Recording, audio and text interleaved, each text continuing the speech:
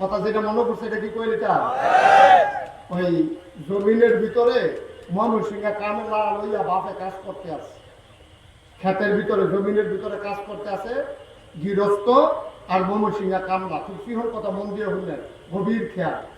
এই ফাতার জমিনের ভিতরে আছে কয়জন? যেটা কথা কেন কয়জন? দুইজন।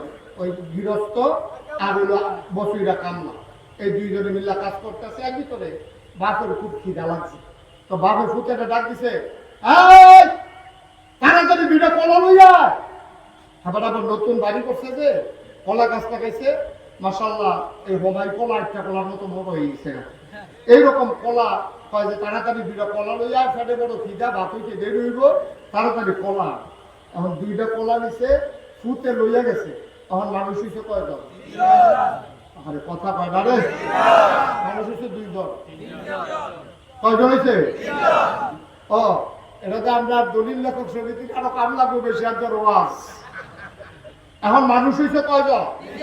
তিনজন। কলা কলা কলা কলা মানুষ কয়জন? ভাগ করুন কেন? কলা হইল আর মানুষ হইল।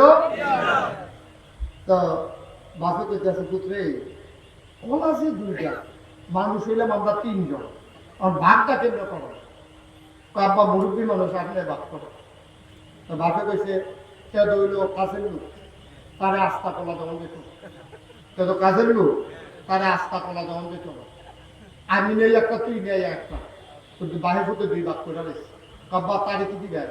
তারে আস্থা কলা যখন দিত না, তুই দিবি অর্ধেক, আমি দেন অর্ধেক।